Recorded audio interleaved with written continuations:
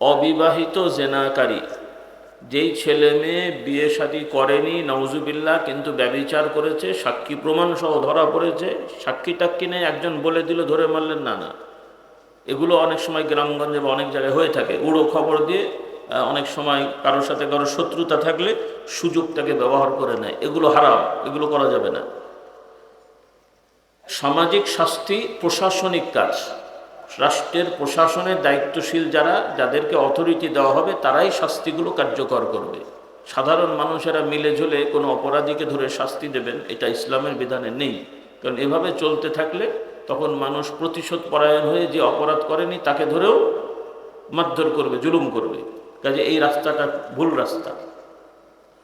তো আল্লাহ তাআলা জেনা ব্যভিচার করেছে অবিবাহিত নারী পুরুষ, এদের জন্য শাস্তি কটা যাব?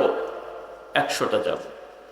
আর নাউজুবিল্লাহ, বিবাহিত যদি জেনা ব্যভিচার করে তাহলে তার শাস্তি হলো মৃত্যুদণ্ড, এবং সেটা কার্যকর করার পদ্ধতি হলো মাটি খুঁড়ে এই বুক গলা পর্যন্ত তাকে পুঁতে দিয়ে, মাটি দিয়ে, তারপরে মাথায় মুখে পাথর মেরে তাকে মেরে ফেলা।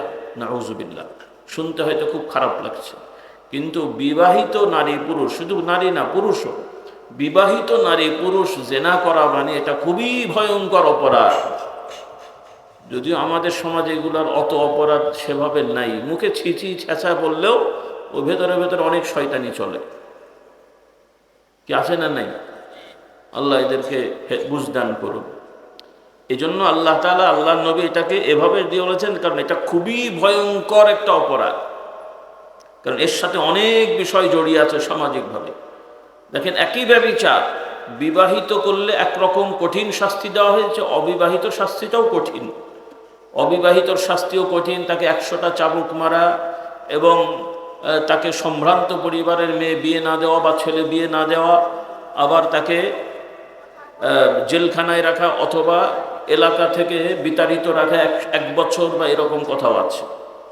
তো এটাও কষ্টের শাস্তি, তবে বিবাহিতর জন্য কঠিন শাস্তি আল্লাহ তাআলা দিয়েছেন। কাজে এই বিষয়গুলো আমাদের লক্ষ্য রাখা। কিয়ামতে তো শাস্তি থাকবেই। কোনো জেনাকারী যদি তওবা ইস্তেগফার করে অনুশোচনা না করে মারা যায়, তাহলে কিয়ামতে কিন্তু তাদের কঠিন শাস্তি থাকবে। দুনিয়ায় শাস্তি পেলেও শাস্তি থাকবে, না পেলেও শাস্তি থাকবে। সেজন্য আমাদের যুবক যুবতী ছেলে মেয়েদের বলতে চাই, খবরদার এই জেনা বা বিচারের দিকে যাবে না।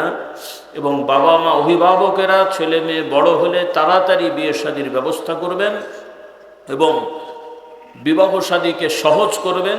ছেলের বাবারা বিবাহকে সহজ করবেন, মেয়ের বাবারা বিবাহকে সহজ করবেন। কারণ আমাদের সমাজে বিয়ে শাদীর অনেক অনুষ্ঠান নিয়ে এত জটিল করা হয়, তখন অনেক সময় অনেকে বিয়ে করতে ভয় পায়, মানে জটিলতা বেশি, অনেক খরচ ইত্যাদি ইত্যাদি। অনেক সময় মেয়ের বাবাও ঝামেলায় পড়ে যায়, মেয়ে বিয়ে দিতে গেলে এত খরচ লাগবে। তো আসলে ইসলামের আইনে মেয়ের বাবা মেয়ে বিয়ে দেবে, তার কি কোনো খরচ আছে? ইসলামের বিধানে মেয়ের বাবা মেয়ে বিয়ে দেবেন, তার কি বাধ্যতামূলক কোনো খরচ আছে?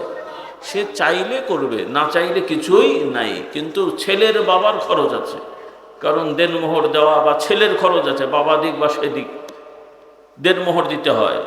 এরপরে ভরণ পোষণের দায়িত্ব নিতে হয়। এভাবে পুরুষদেরকে আল্লাহ তাআলা দায়িত্ব দিয়েছেন। সেই দায়িত্ব আল্লাহর দেওয়া দায়িত্ব। কার দেওয়া দায়িত্ব? আল্লাহ তাআলা দেন। তো যাই হোক, কথা প্রসঙ্গে আসলে এই জন্য বলছি, কারণ অনেক সমাজে দেখা যায় যে অনেক ছেলেরা বা ছেলের বাবারা মোহরানা ঠিক মতো পরিশোধ করে না, উল্টো আরও মেয়েদের বাড়ি থেকে অনেক কিছু বলে কয়ে আদায় করে। আপনাদের দেশে নেই মনে হয়? হ্যাঁ, খুব জঘন্য অন্যায়, এগুলো হারাম, কবিরা গুনাহ, কঠিন গুনাহ। আল্লাহ আমাদেরকে এগুলো থেকে হেফাজত করুন। যারা পূর্বে করেছেন, শ্বশুর বাড়ি থেকে ক্ষমা চান। যদি নিজের নামে জমি জায়গা লিখে থাকেন কোনো জামাই, বলে সেটা আপনার বউয়ের নামে দিয়ে দিতে হবে, কারণ ওগুলো আপনার নামে রাখার অধিকার নেই। এভাবে সতর্ক হতে হবে। আল্লাহ আমাদেরকে হেদায়েত দান করুন। হ্যাঁ, যদি শ্বশুর ইচ্ছা করে তার জামাইয়ের সুবিধার জন্য, মেয়ের সুবিধার জন্য স্বইচ্ছায় কিছু করে দেন, আপনি চাননি, বলেননি, দাবি করেননি, স্বইচ্ছায় দেন, সেটা তো হাদিয়া, সেটা উপহার। কিন্তু বলে কয়ে ইশারা ইঙ্গিতে শ্বশুর বাড়ি থেকে কোনো কিছু আদায় করা, এগুলো খুব বড় অন্যায়, জঘন্য অপরাধ। আল্লাহ তাআলা আমাদের এগুলো থেকে হেফাজত করুন। তো কথা প্রসঙ্গে কথা আসলো, তো ব্যভিচার ভয়ঙ্কর অপরাধ, এগুলো থেকে আমার যুবক যুবতী ভাই বোনেরা বেঁচে থাকবে। আল্লাহ মাফ করুক।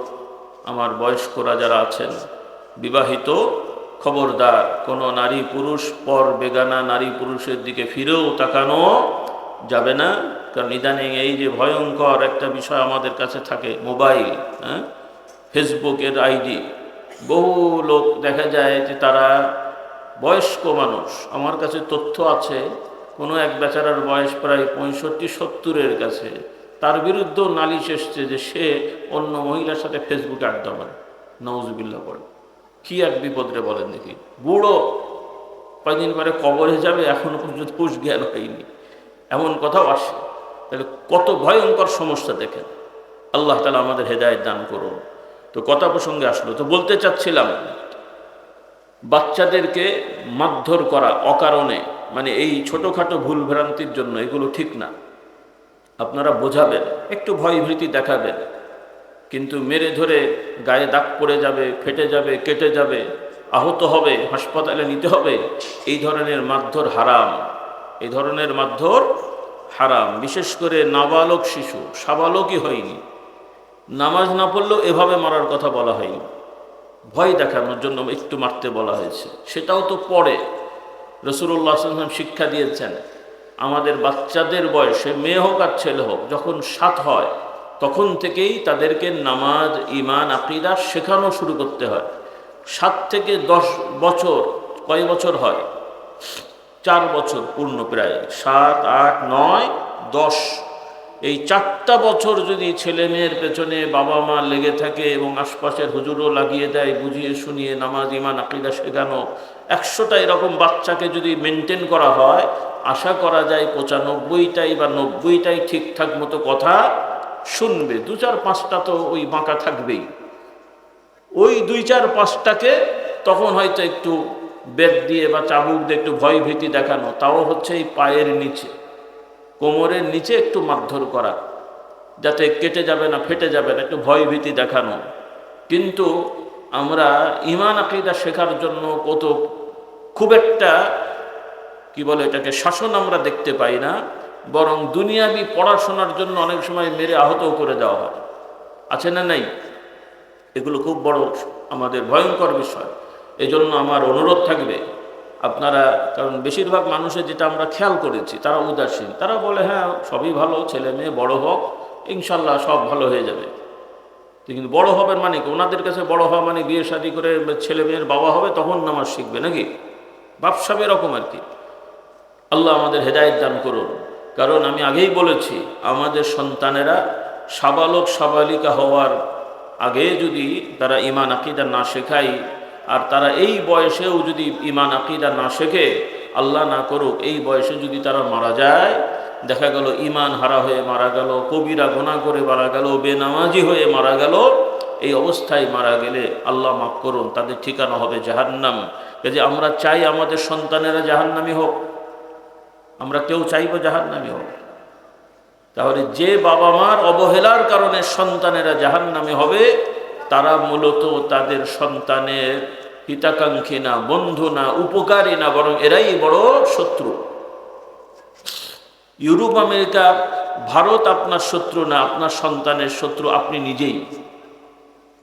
আল্লাহ আমাদেরকে বুঝদান করুন, বলুন আল্লাহুম্মা আমিন। ওদের শত্রুতা তো আছেই, কিন্তু এই শত্রুতা আপনার সন্তানকে জাহান্নামের দিকে যতটা না নিচ্ছে, আপনার আমার অঘোষিত শত্রুতাই আপনার আমার সন্তানকে জাহান্নামে বেশি নিচ্ছে। আল্লাহ আমাদের হেদায়েত দান করুন, বলুন আল্লাহুম্মা আমিন।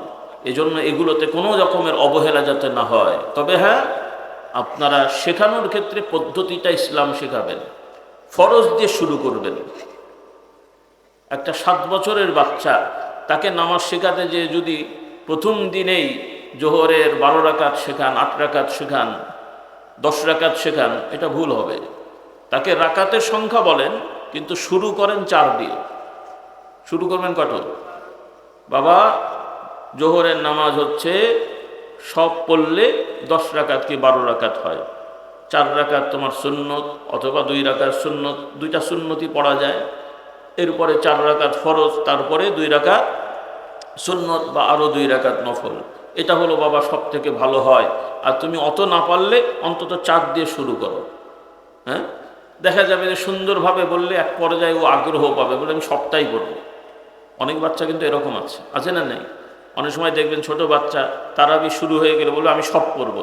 বাপ যদি বলে অত লাগবে না, তুই কিছু করে বাড়ি যান, আমি সব পড়বো। আছে না নেই? কাজে বাচ্চারা কিন্তু শিখালে ফাঁকি দিতে চায় না, উৎসাহ দিলে বরং আগ্রহ বেশি হয়। অনেক সময় দেখবেন ছোট বাচ্চা রোজা রাখতে চায়, বাবা তুই পারবি না, না আমি পারবো, রোজা রাখবো। আছে না নেই? এই জন্য বেশিরভাগ ছেলে মেয়ের পেছনে লেগে থাকলে দেখবেন এরা নামাজ, এরপরে বুঝ হলে শয়তান একটু ধরে, তখন একটু বুঝিয়ে শুনিয়ে নিতে হয় আর কি। তো এইভাবে অর্থাৎ আপনি আমি তাকে প্রথমেই বোঝা চাপিয়ে দেবো না, আস্তে আস্তে নিয়ম অনুযায়ী, ইসলামের আইন অনুযায়ী। মাদ্রাসাগুলো তো এই শিক্ষাটা দরকার, যেটা আমি আগেই বলেছি। কিছু কিছু মাদ্রাসার ওস্তাদরা আপনারা ভুল করেন, বাচ্চাদেরকে শাসন করার নামে আপনারা কি বলে নির্যাতন করেন, এটা খুব খারাপ জিনিস।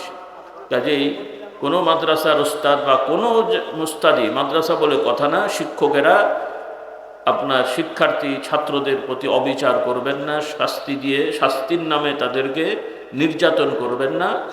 শাস্তি দিতে হলেও শাস্তির মানদণ্ড ঠিক রাখবেন, এগুলো আপনাদের আমানত।